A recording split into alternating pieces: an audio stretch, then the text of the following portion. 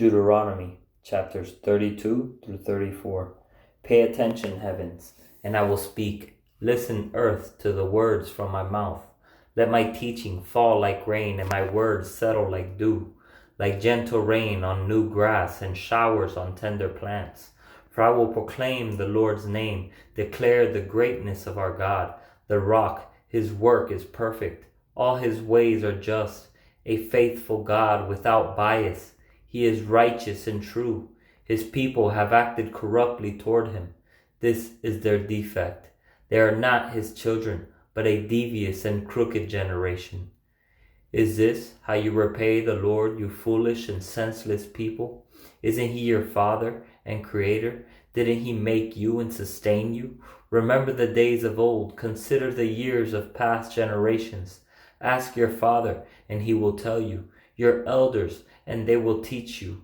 When the Most High gave the nations their inheritance and divided the human race, he set the boundaries of the peoples according to the number of the people of Israel. But the Lord's portion is his people, Jacob, his own inheritance. He found him in a desolate land, in a barren, howling wilderness. He surrounded him, cared for him, and protected him as the pupil of his eye. He watches over his nest like an eagle and hovers over his young. He spreads his wings, catches him, and carries him on his feathers. The Lord alone led him, with no help from a foreign God. He made him ride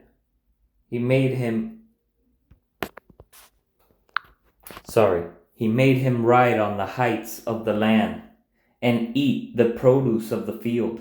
He nourished him with honey from the rock and oil from flinty rock, curds from the herd and milk from the flock, with the fat of lambs, rams, and from Bashan, and goats with the choicest grains of wheat. You drank wine from the finest grapes. Then Jeshurun became fat and rebelled. You became fat, bloated, and gorged. He abandoned the God who made him and scorned the rock of his salvation. They provoked his jealousy with different gods. They enraged him with detestable practices. They sacrificed to demons, not God, to gods they had not known, new gods that had just arrived, which your ancestors did not fear. You ignored the rock who gave you birth. You forgot the God who gave birth to you. When the Lord saw this, he despised them, angered by his sons and daughters.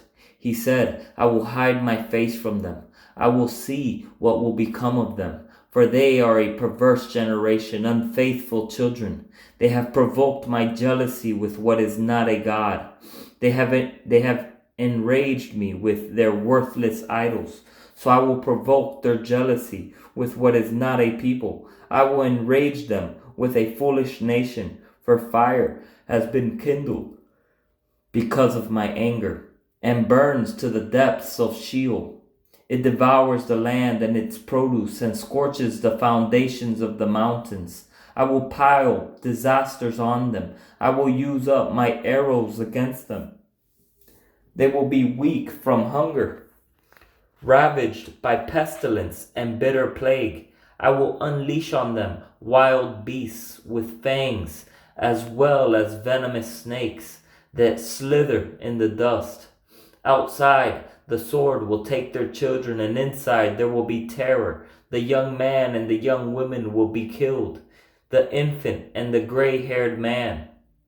I would have said, I will cut them to pieces and blot out the memory of them from mankind, if I had not feared provocation from the enemy, or feared that these foes might misunderstand and say, our own hand has prevailed. It wasn't the Lord who did all this. Israel is a nation lacking sense, with no understanding at all. If only they were wise, they would comprehend this. They would understand their fate. How could one pursue 1,000, or two put 10,000 to flight, unless their rock had sold them, unless the Lord had given them up? But their rock is not like our rock, as even our enemies concede.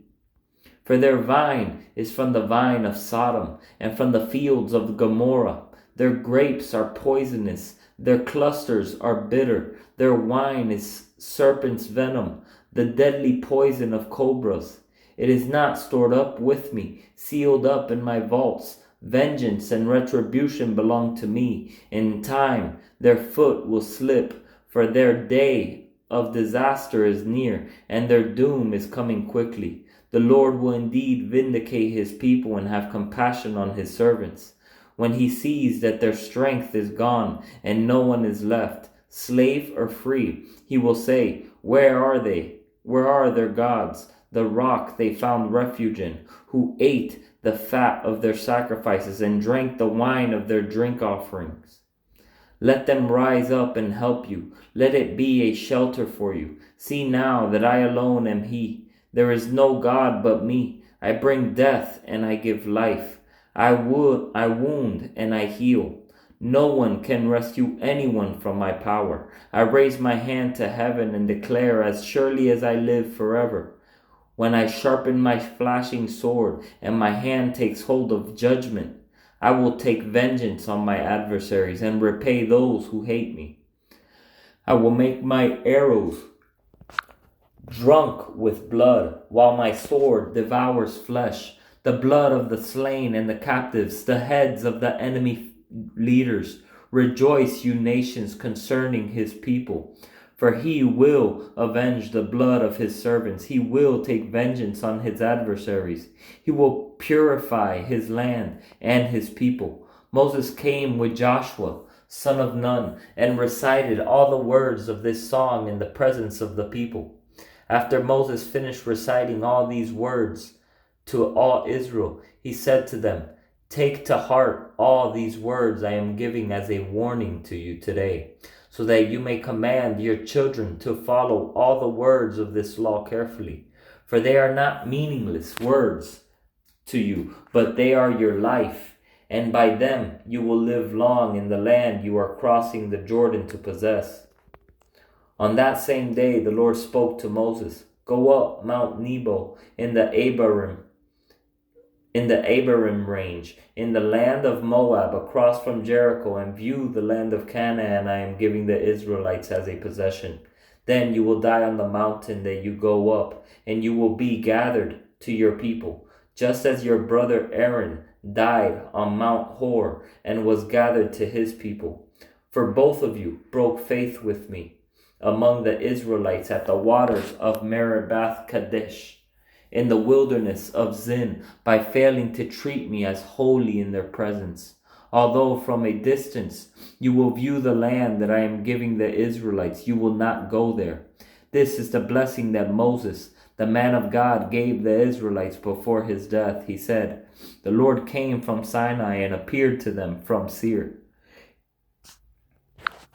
He shone on them from Mount Paran and came with 10,000 holy ones, with lightning from his right hand for them. Indeed, he loves the people. All your holy ones are in your hand, and they assemble at your feet.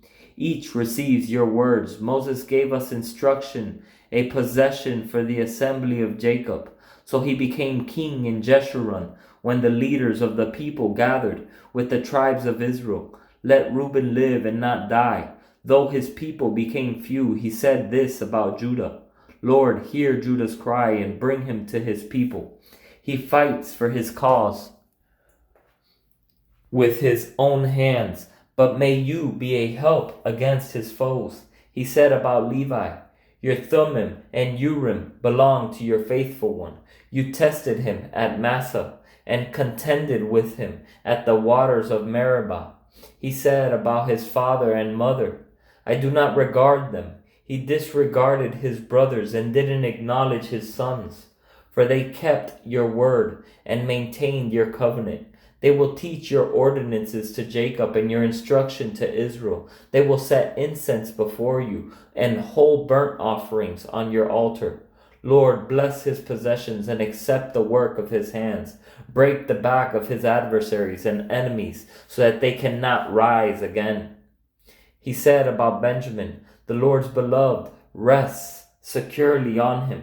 He shields him at day long, long, and he rests on his shoulders.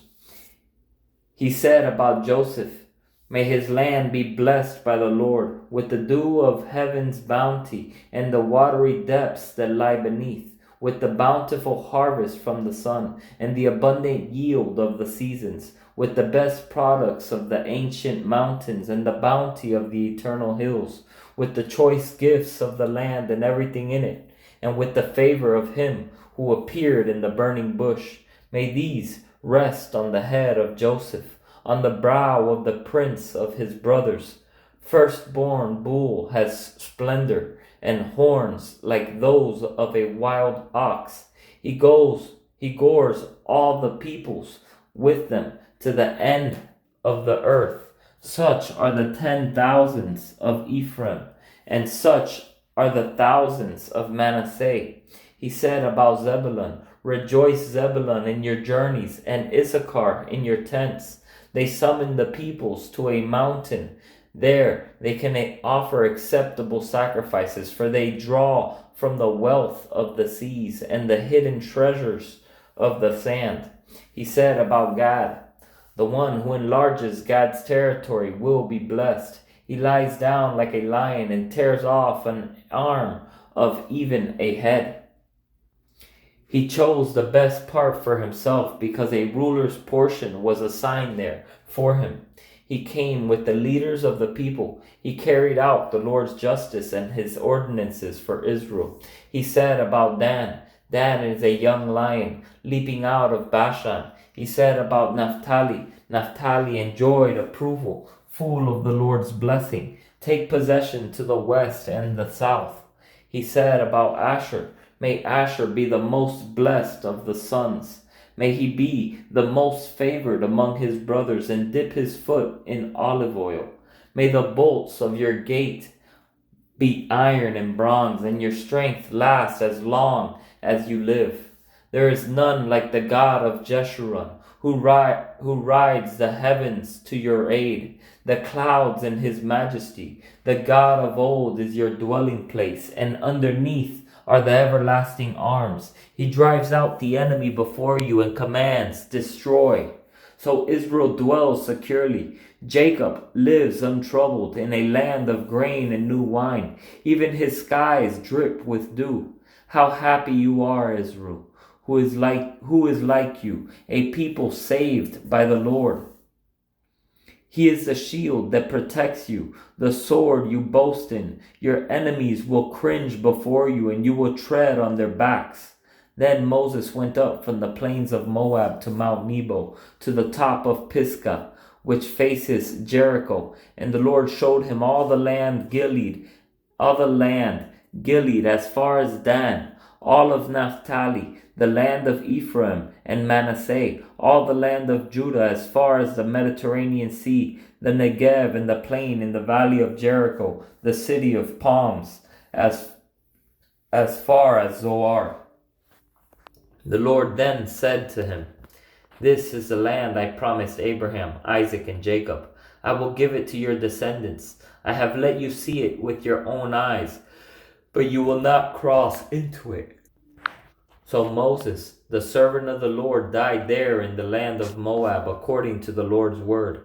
He buried him in the valley in the land of Moab, facing Beth Peor, and no one to this day knows where his grave is. Moses was 120 years old when he died. His eyes were not weak, and his vitality had not left him. The Israelites wept for Moses in the plains of Moab 30 days. Then the days of weeping and mourning for Moses came to an end. Joshua son of Nun was filled with the spirit of wisdom because Moses had laid his hands on him. So the Israelites obeyed him and did as the Lord had commanded Moses. No prophet has arisen again in Israel like Moses, whom the Lord knew face to face. He was unparalleled for all the signs and wonders the Lord sent him to do against the land of Egypt, to Pharaoh, to all his officials, and to all his land. Notice, there was no other prophet brought up like Moses who knew God face to face, till our Savior that saved us from our Egypt, from our bondage and our slavery to sin came, who knew him better than face to face, but was one with him, Jesus Christ. No prophet has arisen again in Israel like Moses, whom the Lord knew face to face. He was unparalleled for all the signs and wonders the Lord sent him to do against the land of Egypt, to Pharaoh, to all his officials, and to all his land, and for all the mighty acts of power and terrifying deeds that Moses performed in the sight of all Israel.